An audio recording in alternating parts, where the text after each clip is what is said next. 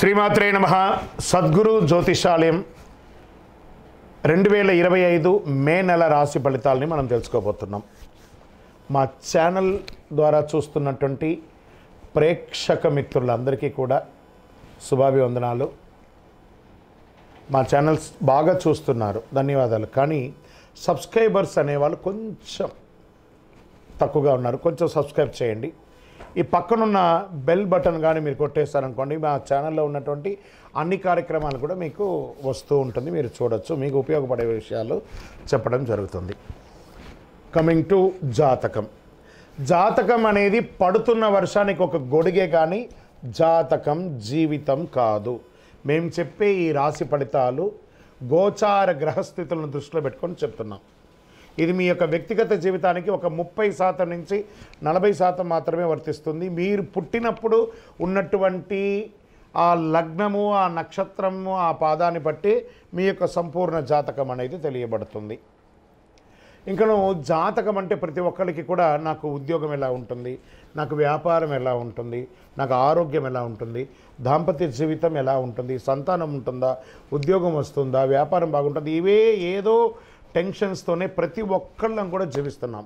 దానికి ఉపశమనంగా ఈ మాస ఫలితాలని ప్రతి మాసంలో కొన్ని గ్రహాలు మారుతూ ఉంటాయి. కాబట్టి ఆ గ్రహాల యొక్క గమనాన్ని దృష్టిలో పెట్టుకొని, అన్ని వర్గాల వారిని దృష్టిలో పెట్టుకొని ప్రిడిక్ట్ చేయబడిందే ఈ మాస ఫలితాలు. జాతకం ఎవరైనా మీ పరిసర ప్రాంతాల్లో ఉన్నటువంటి సద్గురువుల్ని సంప్రదించి జాతకం తెలుసుకోండి. లేదా మా ద్వారా తెలుసుకోవాలనుకుంటే 21 వయసు లోపు ఉన్న వాళ్ళు అడగకూడదు. ఎందుకంటే మీరు విద్య చదువుకుంటున్నటువంటి వారు కాబట్టి మీరు ఖచ్చితంగా మీ యొక్క వ్యక్తిగతమైనటువంటి జీవితంలో 21 సంవత్సరాల వరకు జాతకం అడగకండి. 60 సంవత్సరాలు దాటిన వారు మీరు అన్నీ అనుభవించుంటారు, మంచి చెడు అన్నీ చూసుంటారు కాబట్టి మీకు జాతకంతో పని లేదు. అడగడానికి కూడా ఇల్లీగల్ అఫైర్స్కి సంబంధించింది ఏది అడగకూడదు. నాకు అప్పులు బాగా ఉన్నాయి, జాతకం చెప్పనంటే ఎవరు చెప్పరండి. మీ అప్పులు తీసుకున్న చోట ఖచ్చితంగా కష్టపడి ఇవ్వండి, అదొకటే జాతకానికి ఉన్నది.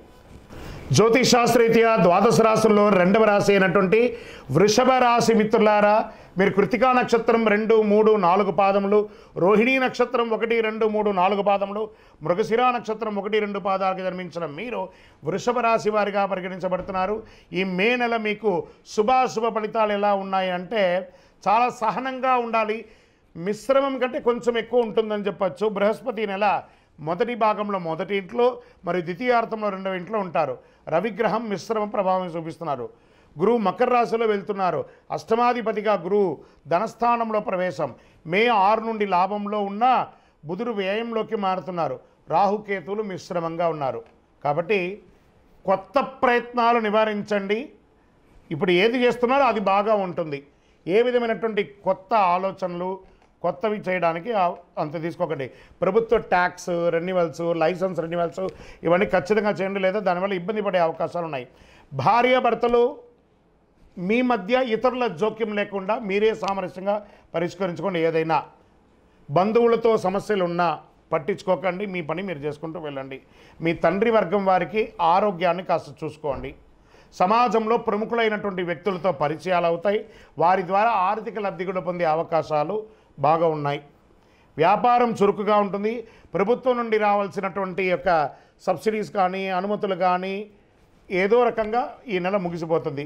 కొన్ని సమయాల్లో కస్టమర్లు అసంతృప్తిగా ఉన్నా వారితో మృదువైనటువంటి మాటలు మాట్లాడి నెరవేర్చుకోండి. ఉద్యోగం చేసేవారికి అది మహిళలైనా పురుషులైనా ఉన్నతాధికారులు ప్రశంస పొందక తప్పదు. మీరు కోరుకున్న ప్రమోషన్స్, ట్రాన్స్ఫర్స్ వచ్చే అవకాశం జూన్ నెల తర్వాత ఉంటుంది. నూతన ఉద్యోగం కోసం ప్రయత్నం చేసేవాళ్ళు గెట్ రెడీ. మీకు మంచి ఆఫర్ లెటర్స్తో ఉద్యోగాలు రాబోతున్నాయి. విదేశీయ ఉద్యోగంలో ఉన్నవారు, అమెరికా లాంటి విదేశీయ సంస్థలో ఉన్నవాళ్ళు, మీరు పడుతున్నటువంటి మానసిక క్షోభ అతి త్వరలో తొలగిపోతుంది. డోంట్ వరీ, మనోధైర్యంతో ఉండండి. కుటుంబాన్ని నిర్వహించే మహిళలు ఎటువంటి సమస్యలు ఉండదు. అవసరమైన ఆర్థికమైనటువంటి సపోర్టు బంధువుల ద్వారా, అన్నదమ్ముల ద్వారా కూడా వస్తుంది. శారీరక ఆరోగ్యంపై దృష్టి పెట్టండి. వాతావరణంలో మార్పులు చాలా ఇబ్బందులు పడే అవకాశాలు ఉన్నాయి. కళ్ళకు సంబంధించి చికాకులు వచ్చే అవకాశాలు ఉన్నాయి.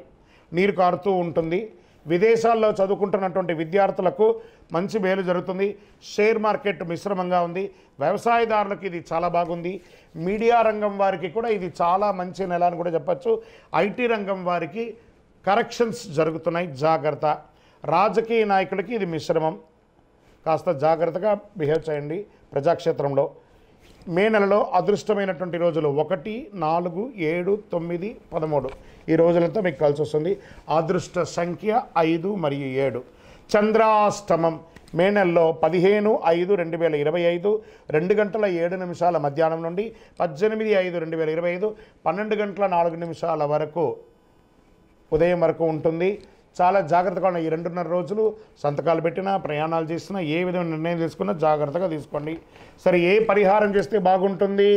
శివుని ఆరాధించడం మరియు బిల్వదళంతో అర్చన చేయడం, బిల్వ వృక్షానికి ప్రదక్షిణం చేయడం, చలివేంద్రాలు ఏర్పాటు చేయడం, గొడుగు పేదవాళ్ళకి ఇవ్వడం, మీ ఇష్టదైవం కులదైవాన్ని ప్రార్థన చేయడం.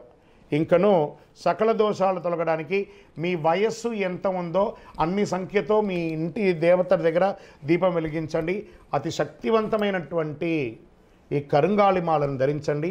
ఆరోగ్యంగా, ఐశ్వర్యంగా, సంతోషంగా ఉండండి. అన్ని రకాలైనటువంటి మేలు జరుగుతుంది. కుటుంబాన్ని నిర్వహించే మహిళలు ఎటువంటి సమస్యలు ఉండదు. అవసరమైన ఆర్థికమైనటువంటి సపోర్టు బంధువుల ద్వారా, అన్నదమ్ముల ద్వారా కూడా వస్తుంది. శారీరక ఆరోగ్యంపై దృష్టి పెట్టండి. వాతావరణంలో మార్పులు చాలా ఇబ్బందులు పడే అవకాశాలు ఉన్నాయి. కళ్ళకు సంబంధించి చికాకులు వచ్చే అవకాశాలు ఉన్నాయి. నీరు కారుతూ ఉంటుంది. విదేశాల్లో చదువుకుంటున్నటువంటి విద్యార్థులకు మంచి మేలు జరుగుతుంది. షేర్ మార్కెట్ మిశ్రమంగా ఉంది. వ్యవసాయదారులకు ఇది చాలా బాగుంది. మీడియా రంగం వారికి కూడా ఇది చాలా మంచి నెల అని కూడా చెప్పచ్చు. ఐటీ రంగం వారికి కరెక్షన్స్ జరుగుతున్నాయి, జాగ్రత్త. రాజకీయ నాయకులకి ఇది మిశ్రమం, కాస్త జాగ్రత్తగా బిహేవ్ చేయండి. ప్రజాక్షేత్రంలో విజయోస్తు. ద్వాదశ రాశుల్లో ఉన్నటువంటి మిత్రులారా, మీరందరూ కూడాను ఆయురారోగ్య, ఐశ్వర్య, భోగభాగ్యాలతో ఉండాలని అఖిలాండ కోటి బ్రహ్మాండ నాయకుడు శ్రీ ధర్మశాస్త్ర అయ్యప్ప స్వామివారిని 18 అవతారాలుగా కొలువైనటువంటి స్వామివారు జీవలింగేశ్వర స్వామి సన్నిధానం జీవకోణ తిరుపతిలో ఉన్నటువంటి బ్రహ్మశ్రీ డాక్టర్ చంద్రమౌళి గురుస్వామి గారు నిర్మించిన దేవాలయంలో మీకోసం ప్రార్థన చేస్తాం. మీరు క్షేమంగా ఉంటారు. తిరుపతికి వచ్చినప్పుడు మన దేవాలయాన్ని తప్పకుండా దర్శనం చేసుకోండి. రైల్వే స్టేషన్ నుండి, బస్టాండ్ నుండి 3 కిలోమీటర్ల దూరంలో ఉంటుంది. విజయోస్తు.